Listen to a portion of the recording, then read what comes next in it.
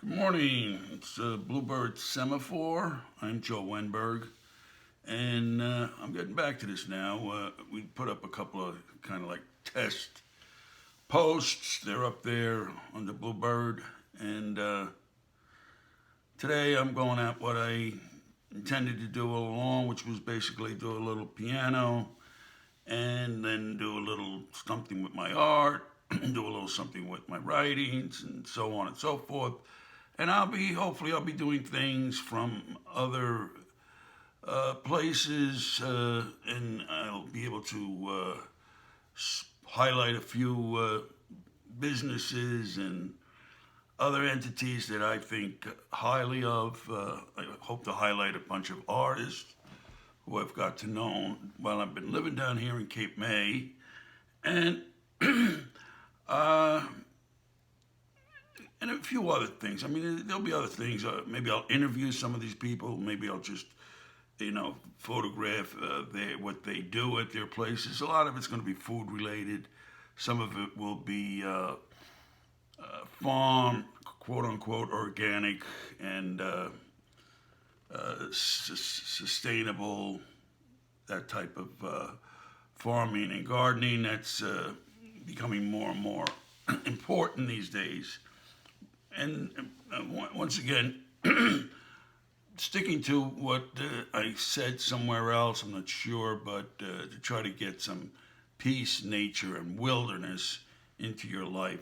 So I'm going to start with playing some classical music with from this book, Easy Classical Music, which once again, somewhere else I talked a lot about how I came across this book 20 years ago. And if I can find that little piece of video, I'll put it up there. You'll know the background on this book. But this has got most of the well-known composers in the classical music genre. Now, so I'm going to play four today. I think Bach, Handel, Brahms, and Mozart. And then maybe when I'm done with that, I'll just tickle the keys at the end. As my buddy Charlie Hale likes to say that. Tickle the keys. Other people call it improvisation, but you can call it what you may. And by the way, Bluebird Semaphore. I mean, the bluebird is a particularly wonderful animal, and it loves to live at the fringe of the woods and the meadow. It hangs around in the woods. It sees a likely source of a meal, and bam, it's into the meadows, gets it, and goes right back again. Beautiful blues, wonderful. If you can see it darting around, it's wonderful. And so that's that part of the Bluebird Semaphore. And the semaphore, because that should indicate a sort of signaling, that the guys signal with certain flags and other things, and that's called semaphore. So Bluebird Semaphore, that's reason for that.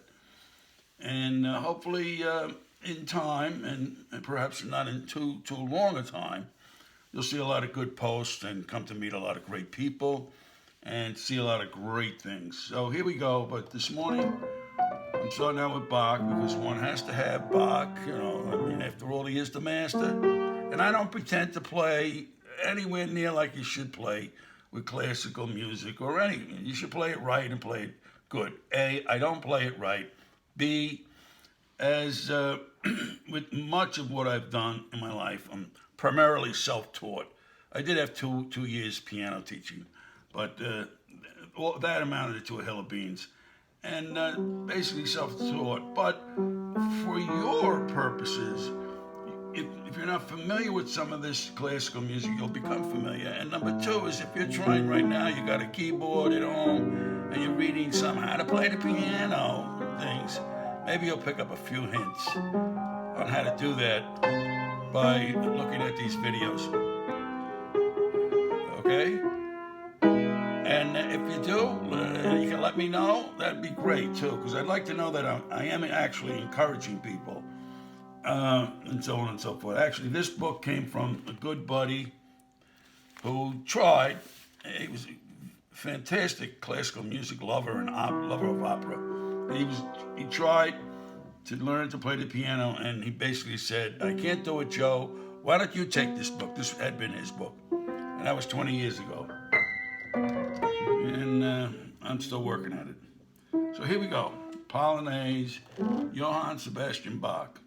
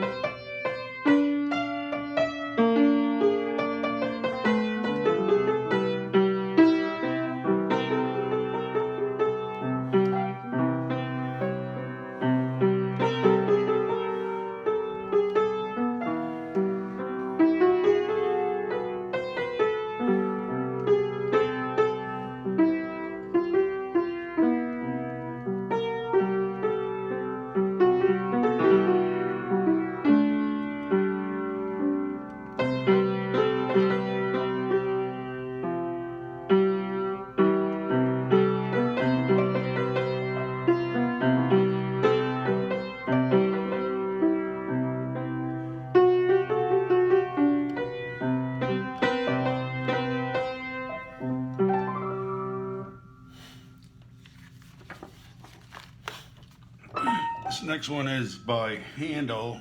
It's just called Gavotte. That's a dance of some sort. I think that Handel's years are 1685, 1759. High Baroque.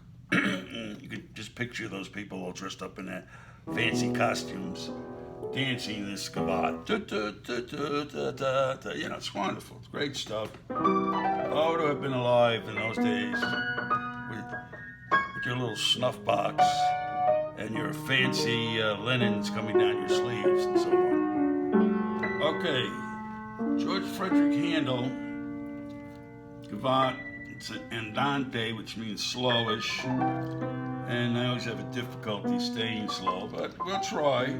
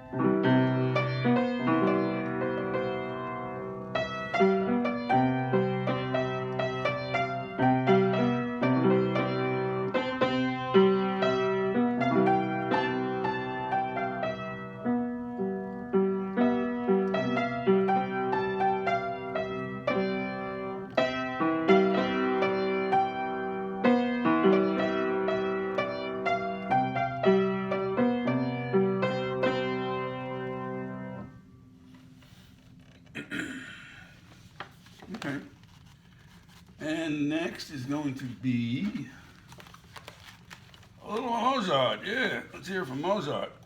Somebody got me for Christmas these wonderful Mozart socks. Oh, they're just great.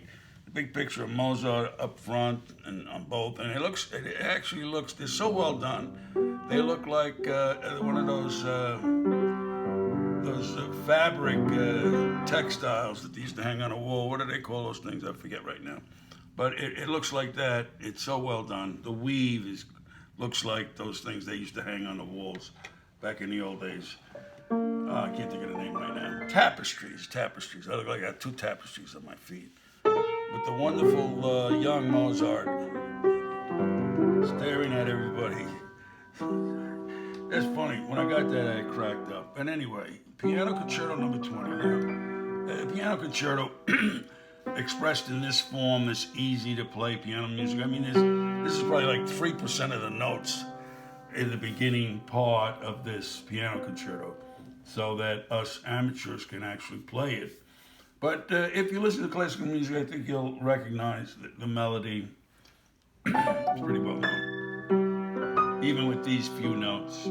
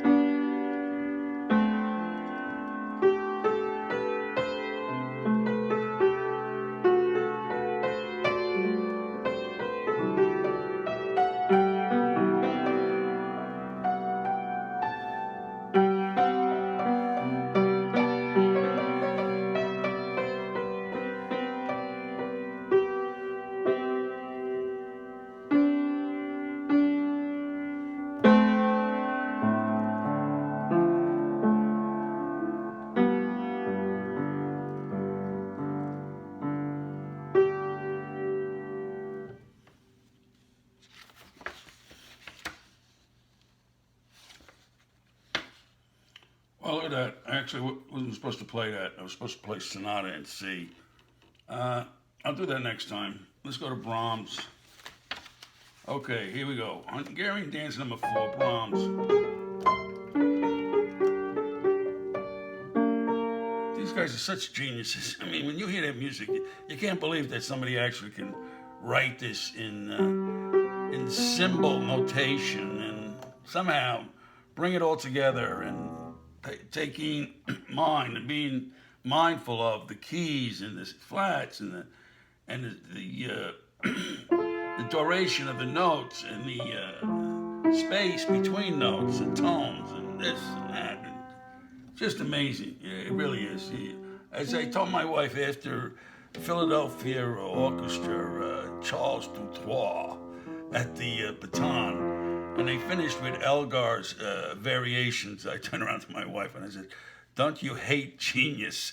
Because these guys are such their way out there. They're so far out, and actually, there could be a explanation for that. A little bit in physics and contemporary science could explain why some people are so genius-like, and the rest of us are just mortals. Kind of slightly above the slug stage. Anyway, here's Brahms, Hungarian dance, and but still in all, he had it out for Clara Schumann, and that wasn't the right thing to do. He probably caused poor Robert so much suffering of the heart, and Robert wound up in a freaking insane asylum. Poor guy, he didn't. He was worshipped. They all worshipped him. Wagner worshipped him. Everybody worshipped Brahms. Great man. I'm not denigrating him at all, am I? Listen. Wonderful fellow. Okay, we're supposed to be playing Hungarian dance number 4, right? Yes.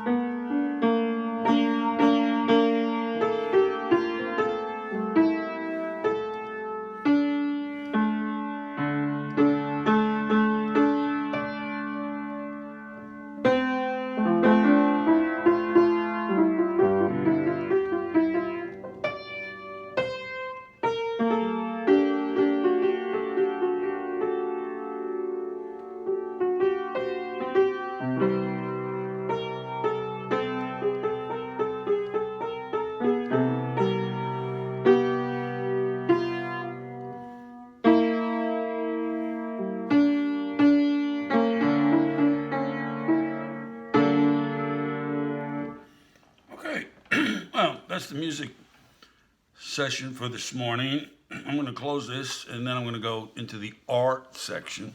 Art.